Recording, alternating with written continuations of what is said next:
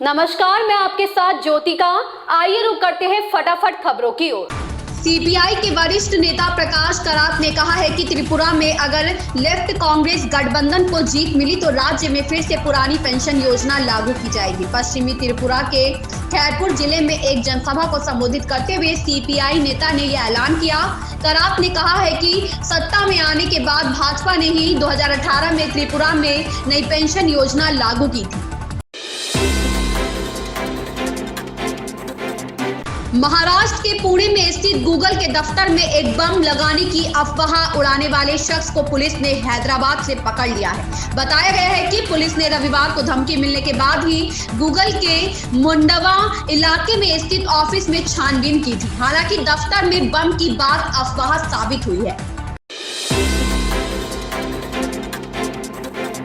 राष्ट्रपति द्रौपदी मुर्मू ने सोमवार को लखनऊ स्थित राजभवन में बुक्सा जनजाति के लोगों से मुलाकात की और जनजाति के 5 लोगों को जमीन के पट्टे दिए। इस मौके पर उन्होंने कहा कि सरकार जनजातियों के विकास के लिए काम कर रही है, लेकिन केवल सरकार के सहारे से काम नहीं चलेगा। हमें आगे बढ़ने का जुनून होना चाहिए, हमारी मानसिकता सशक्त होनी चाहिए, अपने मनोबल को सशक्त करना होगा, दूसरे समुदाय के बच्चों के साथ प्रतियोगिता करनी होगी।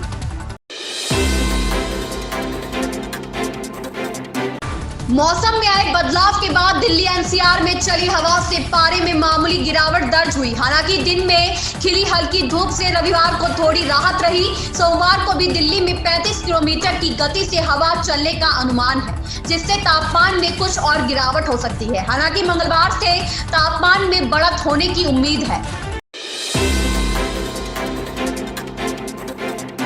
शिवसेना उद्धव बाला साहेब ठाकरे गुट के अध्यक्ष उद्धव ठाकरे ने रविवार को भारतीय जनता पार्टी पर विभाजनकारी हिंदुत्व को लेकर निशाना साधा। उद्धव ठाकरे ने कहा कि प्रधानमंत्री नरेंद्र मोदी यहां तक नहीं पहुंचते अगर बाल ठाकरे ने उन्हें तब बचाया नहीं होता, जब तत्कालीन प्रधानमंत्री अटल बिहारी वाजपेयी ने उन्हें राजधर्म का पालन करने की नसीहत दी थी। राजस्थान सरकार के फैसले के विरोध में सरकारी स्कूल शिक्षक उतरे हुए हैं। शिक्षकों की नाराजगी विद्यार्थियों के जन आधार कार्ड अपलोड करने की जिम्मेदारी को लेकर है। सरकार ने विद्यार्थियों के जन आधार कार्ड अपलोड करने का जिम्मा शिक्षकों को सौंपा है और इसी बात का विरोध किया जा रहा है। शिक्षक संघ ने शिक्षकों पर दबाव डालने का विरोध जताया है।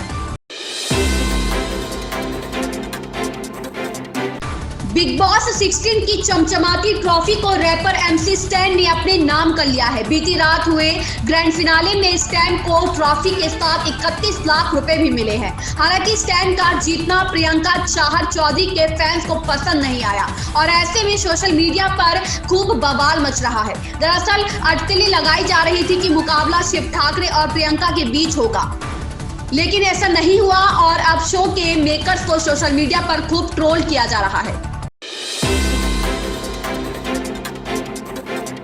अडानी मामले को लेकर राज्यसभा की कार्यवाही हंगामेदार रही। विपक्षी सांसदों के हंगामे और नारेबाजी के कारण राज्यसभा की कार्यवाही को 2 बार के स्थगन के बाद अगले महीने 13 तारीख तक के लिए स्थगित कर दी गई। राज्यसभा की कार्यवाही जैसे ही शुरू हुई, विपक्षी सांसदों ने हंगामा मचाना शुरू कर दिया। इसके बाद सभापति जगदीप धनखड़ को सदन की कार्यवाही को स्थगित करनी पड़ी।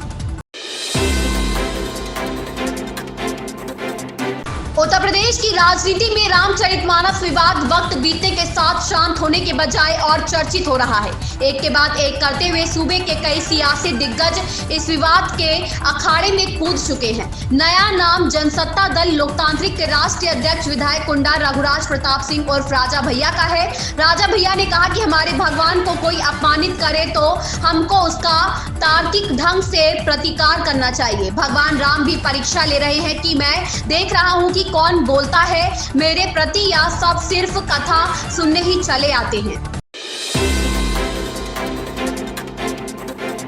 तमिलनाडु के राज्यपाल RN रवि ने सोमवार को स्टालिन सरकार पर जोरदार हमला किया। उन्होंने कहा, राज्य में दलितों के खिलाफ अपराधों की संख्या में वृद्धि हुई है।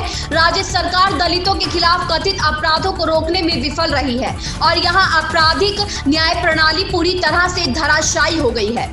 इन खबरों में इतना ही। बने रहिए हमारे साथ।